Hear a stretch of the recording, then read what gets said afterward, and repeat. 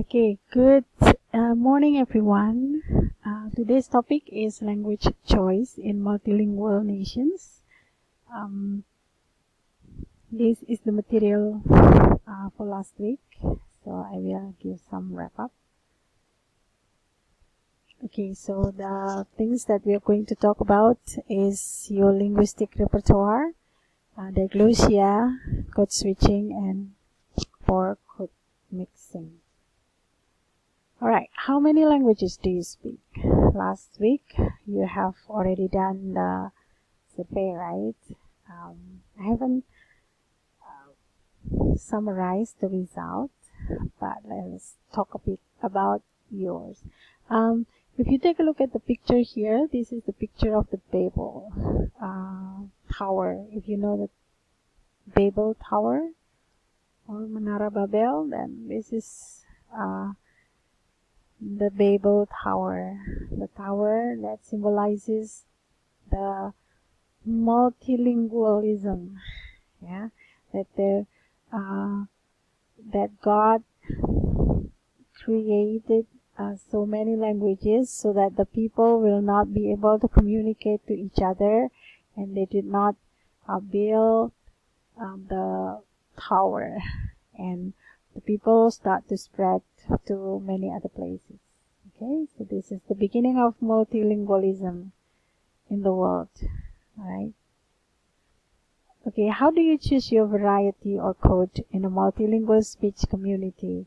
If you think about Jogja, there are so many languages spoken here, and the variety or code we choose in speaking depends on a lot of things. And how do you choose it? What are the considerations do you need to think in choosing a variety? Okay, so now let's talk about the domains of language use. The underlying concept: different settings characteristically call for the use of different languages in a multilingual society. Okay, so if you can think about how many settings or the settings in real life, you can think about what language is suitable to be used in a certain setting. Let's say in the school, at home, or in the courthouse, or in the social media, for example. A domain is typical. It's a typical interactions between typical participants in typical settings. For example, who are the participants, what is the setting, and what is the topic. That is meant by the domain of language use. Alright, so any kind of language use has a certain type of participants, a certain type of setting, and a certain type of topic. The domain helps determine which language or variety or code you would use. Right? So these participants, the settings, and the topics determine which language you would use. Typical interactions between typical... why is it repeated? Okay, for example, this is the domain of family, friendship, education, and this is the participants, parents, friends, professors. And the setting, is it in a home or in a cafe or in a university?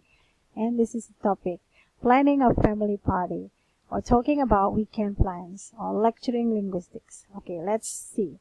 Let me talk about myself. You can think about you. What language do you use? Okay, for example, family. In my family, I am a parent, and I will speak or I will talk about planning a party at home with my son, with my husband. Usually the language that I use is Japanese. Yeah. Well, sometimes a little bit of Indonesian, but mostly we use Japanese. Okay. Friendship.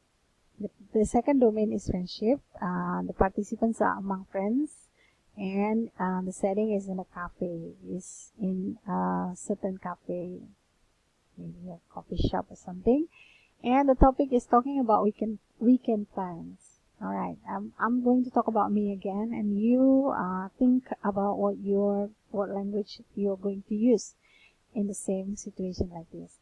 Okay, when I meet my friend in a cafe and I talk about my weekend plans, I usually use Indonesian language because some of my friends come from other cities, other parts of Indonesia, and they do not speak Japanese. So when I plan weekend plans with my other friends, I use the Indonesian language. Okay, and then when the domain is in education, the participants are between professors. For example, me and my student, or me and my the other professors or the other lecturers. The setting is in the university, for example, a meeting, or in the class when I'm lecturing on linguistics or social linguistics. Of course, the language that I will choose is English. So, different domains, different participants, different settings, different topics determine the language that I use. Okay, I use Bahasa Indonesia, I use the Japanese language, and I use English in 3 different domains. How about you? Okay, so now let's see the social factors affecting language choice. The first one is the participants. Who are the speakers? Are they husband and wife, or who is the participant? Is it, for example, in the Japanese culture, when you are talking to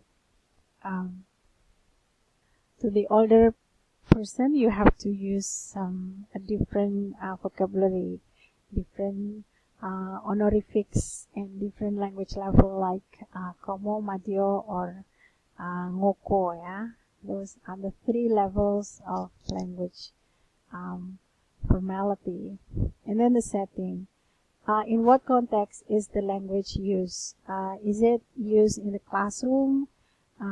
Is it used in a wedding ceremony, for example? Usually we use the kromo, or the highest form of Japanese.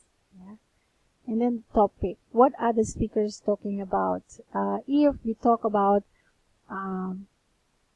courses, of course we use English, but when we are talking about like your last date with your boyfriend or girlfriend, maybe we will choose to talk about it in Bahasa Indonesia. And then the social distance. How well do the speakers know each other? Okay, the way you talk to strangers will be different from the way you talk to someone in your family, or the way you talk to your kaprodi or putri is different from the way you talk to your sister, for example. Yeah?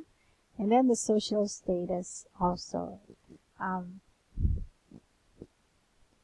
The social status can be, what is this? What is this? Yeah. The status,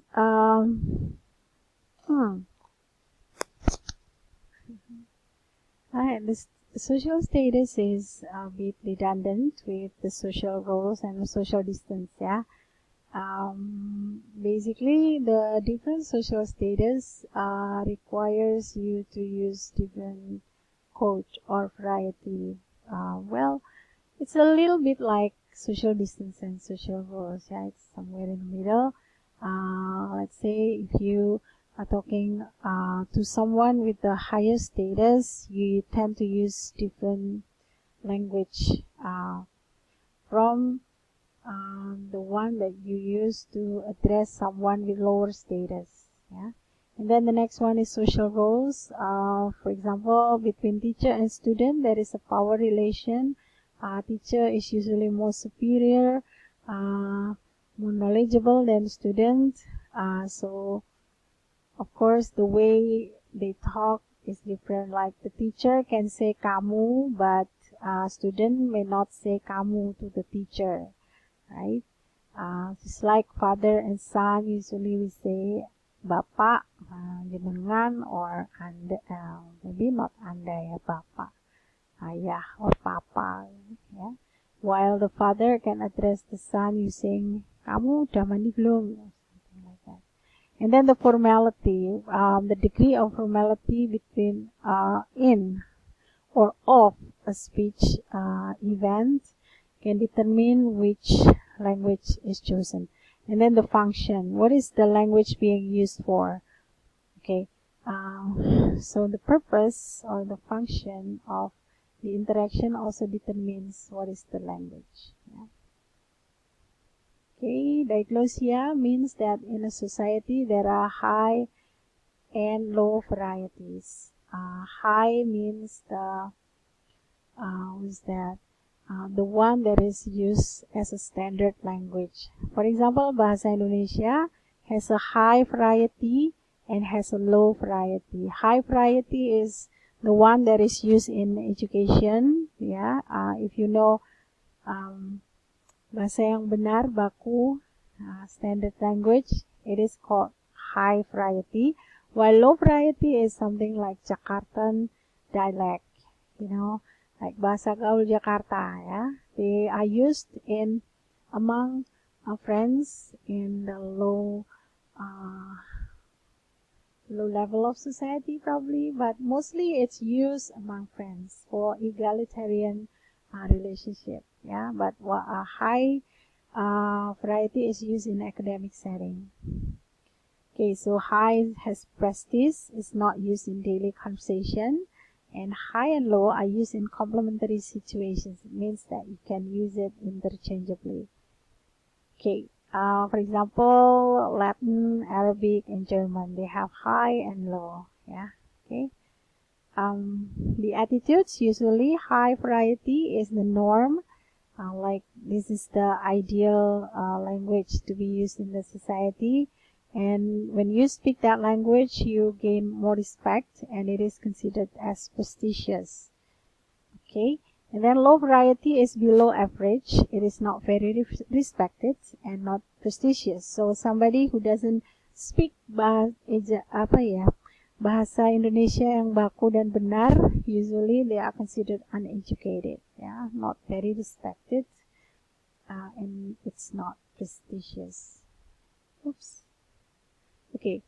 All right. This is the worksheet. You can do it by yourself. All right. 5 expressions you use in different settings, and 5 H expressions, yeah, and then 5 L expressions. Okay, think about that. Okay. Code switching will be discussed in the next meeting, yeah, in the 4th meeting. So I'm going to stop now. Thank you very much. Have a good day.